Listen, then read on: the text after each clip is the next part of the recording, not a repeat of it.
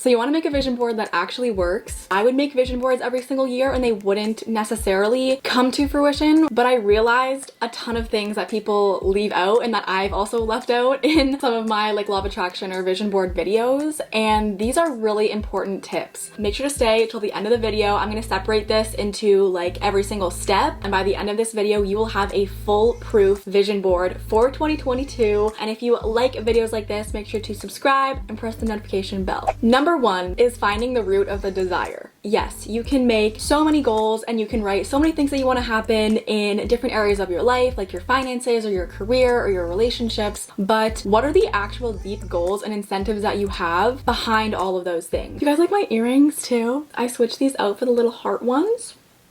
Anyways, I'm sorry, why is it so dark in the background? Like it looks like I'm in a dungeon, but it's kind of like moody. Feel the vibes. Anyways, okay. Make a list of all of the categories of your life that you would like to have your vision board kind of revolving around. That can be career, finances, relationships, experiences, and self. Those are kind of 5 categories that I came up with, and self could include physical health, emotional health, spirituality, mental health, but you can split them into different categories if you want. Ask yourself these questions to really find out what is the deep-rooted desire for each of these goals that you have. What did I like about last year? What is my next big goal and big thing that I want to accomplish this year? Or what is the next step that I can take in accomplishing that big goal? What are feelings and vibes that I like feeling and that I want to feel more of? And what doesn't feel like work to me? Like when I'm doing it, time kind of just like flies by and it doesn't feel like I'm working, it just feels like I'm doing something that fulfills me and gets me energized. And if you want to go even deeper, say one of your goals is to buy a Tesla. Use the 5 whys process. Why do I want to buy a Tesla? I want to buy a Tesla because I want to have a really expensive car. Let's just say that. Why do I want to have an expensive car? So I can show all the hard work that I put into my job. Why do you want to show all the hard work that you put into your job? Because maybe I am a little insecure on how people view me and what I do for a living. Why am I insecure for how people view me and what I do for a living? Maybe it's because I am not proud of the work that I do for a living and I want to be able to enjoy it more. Why do you want to be able to enjoy it more? Because if I'm going to be spending so much time on this thing that I do for a living, I want to enjoy it and I want to be proud of it, and I don't want it to feel like work that I don't need to validate from other people. And you see how we literally went from I want to buy a Tesla to that. That has helped me so much really narrow what I actually want and what I actually need. It's technically just like shadow work, finding out deeper intentions and desires from yourself and from your higher self. This is going to make your vision board work so well. Just so that your vision board isn't too like scattered and overwhelming, I would say stick to 1 to 2 desires per category that you have. Depends how many categories you have, but I would just stick to like only 1 or 2, because then it might be a little overwhelming when you're looking at this and you're like, wow, I haven't done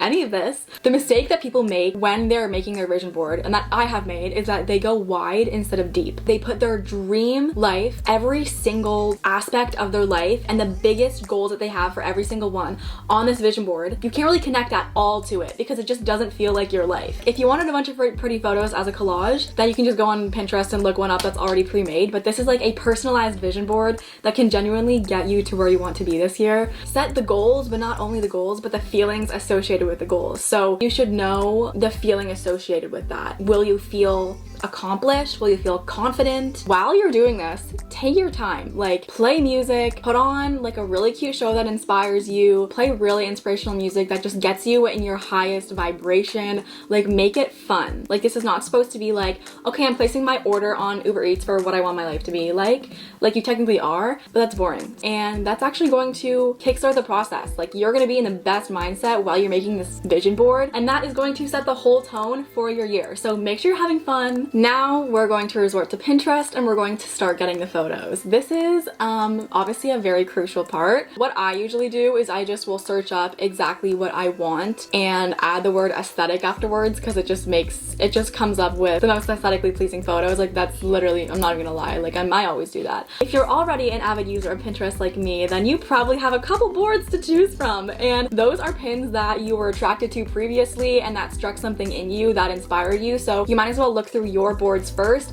and then resort to searching elsewhere. What you have to remember, and what I have to remember, is that this vision board does not have to make sense to anyone else. else. Like, it only has to make sense to you. If you have the most random pictures of turtles and rocks, no one else is going to understand that. Don't even worry if no one else finds it attractive. This is only for you because you are constructing your dream life, not anyone else's.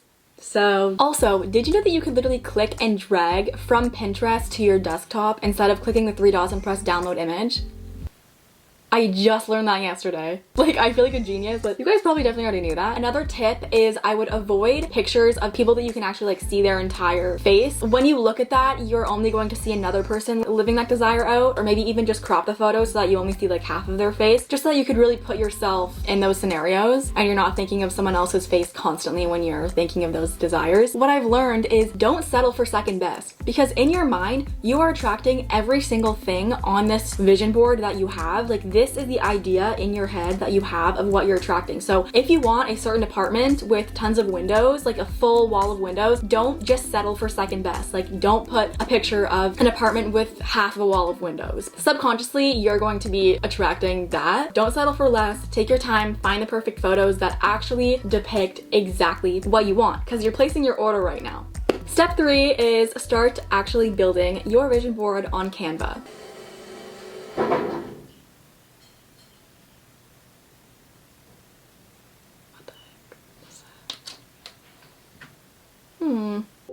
My optometrist texted me back. Yes.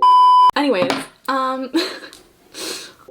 first you're going to go to the desktop wallpaper like size for Canva, and you're gonna do a blank canvas. Or they actually have a ton of photo collage template backgrounds, so if you don't have like the design eye for like the spatial awareness of like how big and like where to put the photos, you can just use one of those collage templates, but I'm just gonna drag and drop in random places and just adjust the sizes. Girl, the saw downstairs. We'll be right back.